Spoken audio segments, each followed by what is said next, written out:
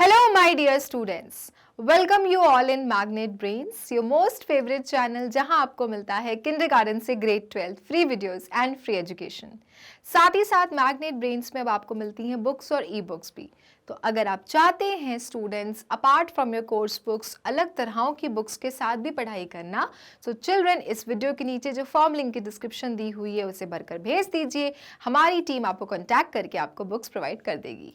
तो चलो आज शुरू करते हैं अपना न्यू टॉपिक जिसका नाम है क्लाउड्स। यूनिट 9 का फर्स्ट चैप्टर है ये क्लाउड्स चिल्ड्रन, जिसकी आज हम करने वाले हैं वर्कशीट को solve.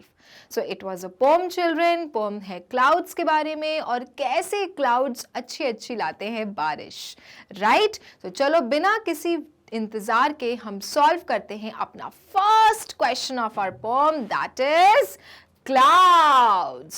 So let's start.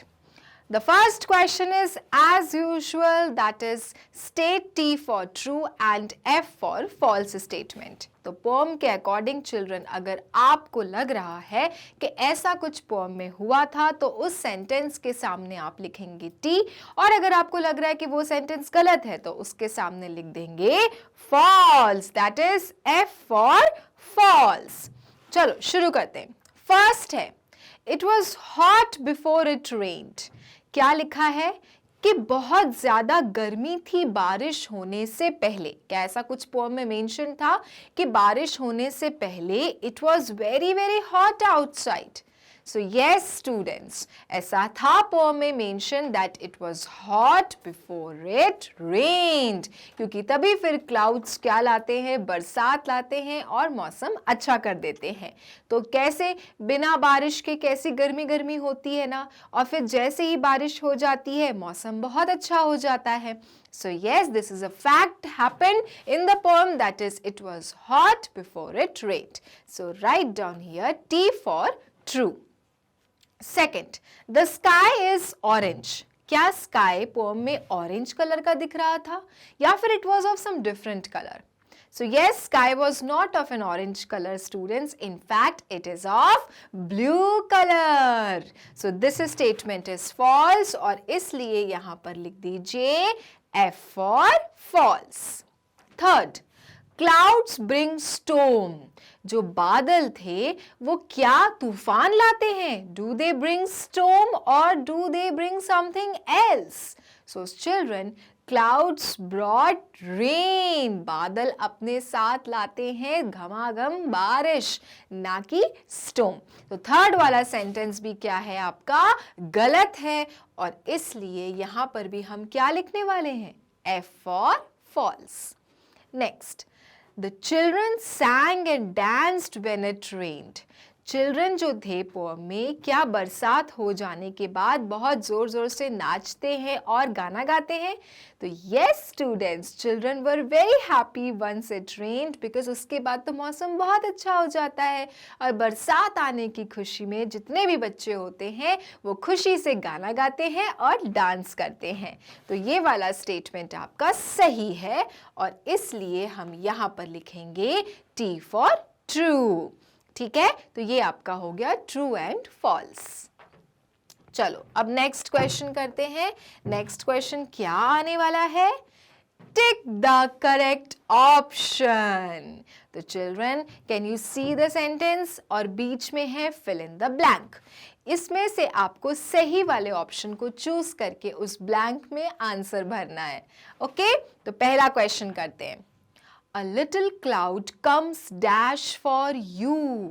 A little cloud माने छोटा सा बादल तुम्हारे लिए आता है। Comes for you क्या करने के लिए? A. Hooking, B. Cooking, C. Hearing या D. Looking. So student poem में था A little cloud comes looking for you. So D option is correct. So यहाँ पर लिखिए A little cloud comes looking for you. ये पूरी की पूरी लाइन आपके पोम में है चिल्ड्रन, ठीक है? A little cloud comes looking for you. Next, dash clouds come. उसके बाद क्या होता है?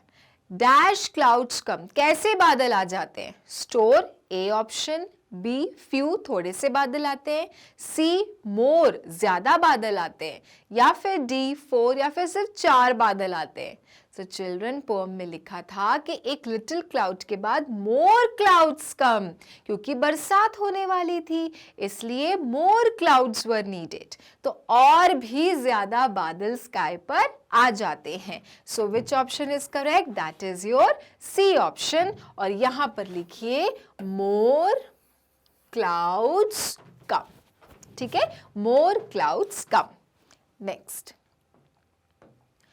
थर्ड, हु ब्रिंग्स रेन, बरसात कौन लाता है? Who brings rain? ए चिल्ड्रन, क्या बच्चे बरसात ले आते हैं?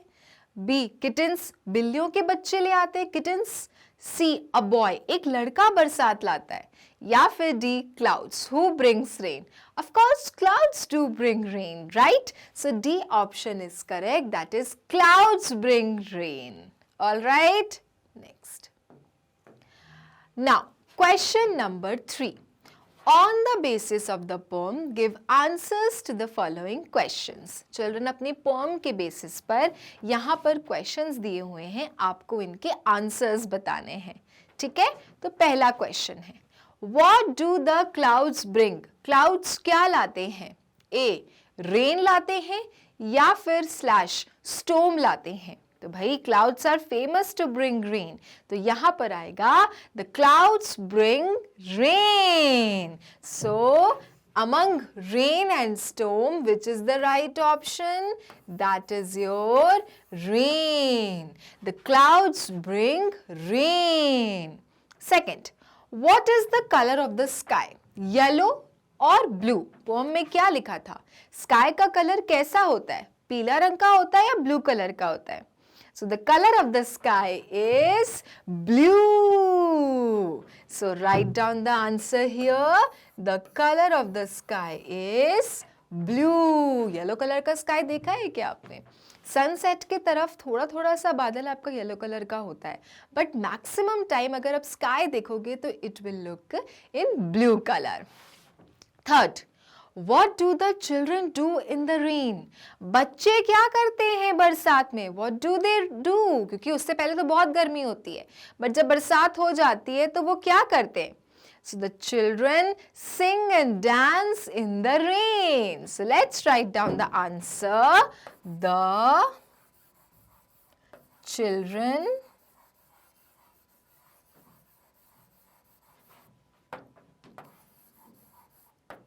sing and dance in the rain.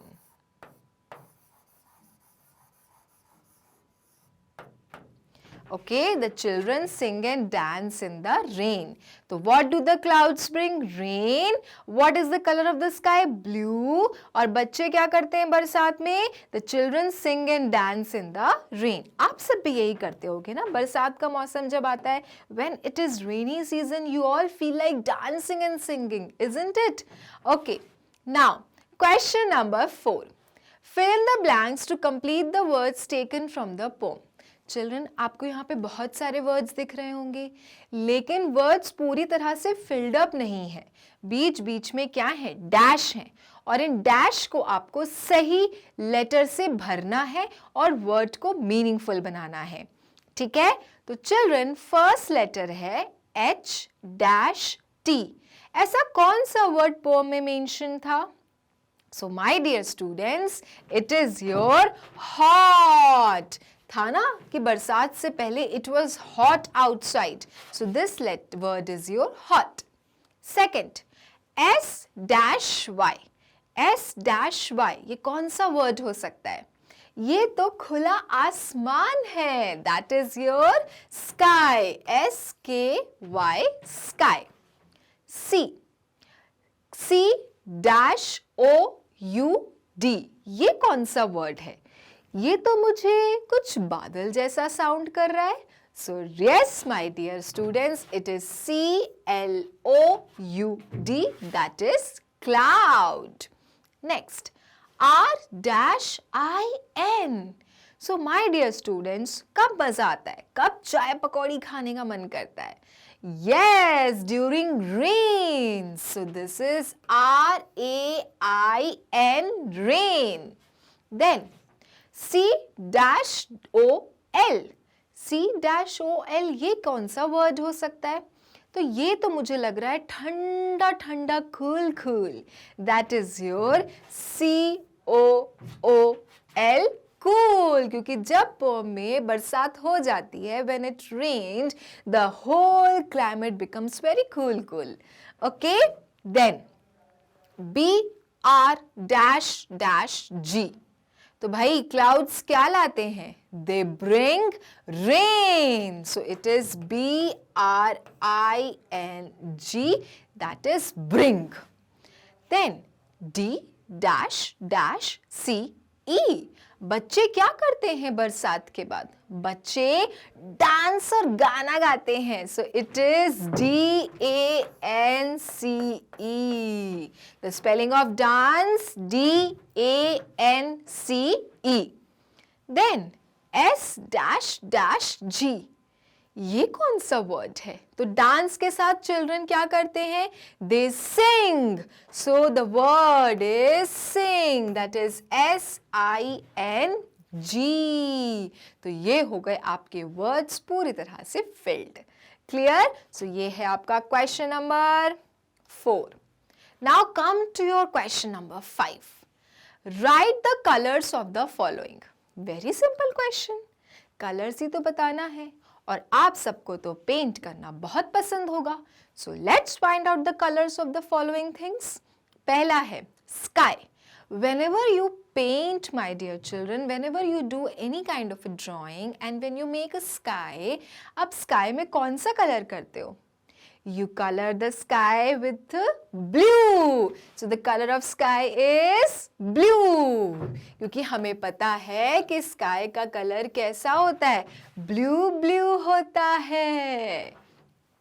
Second, water. अब वाटर का कलर जब आप कुछ पेंट करते हो तो कौन से कलर से भरते हो? ब्लू है पानी, right? So even the colour of water is also blue. So write down the colour is blue. Then मिट्टी, सॉइल. कलर ऑफ सॉइल कैसा होगा चिल्ड्रन?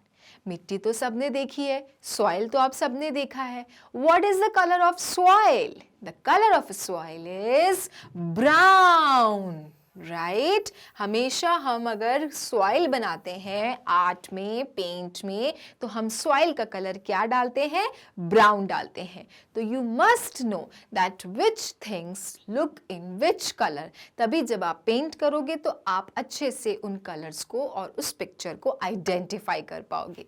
ठीक है? तो सिंपल क्वेश्चन था, सभी को बन गया होगा आराम से. Now let's move to our next question, that is question number 6. Now fill in the blanks with A or an.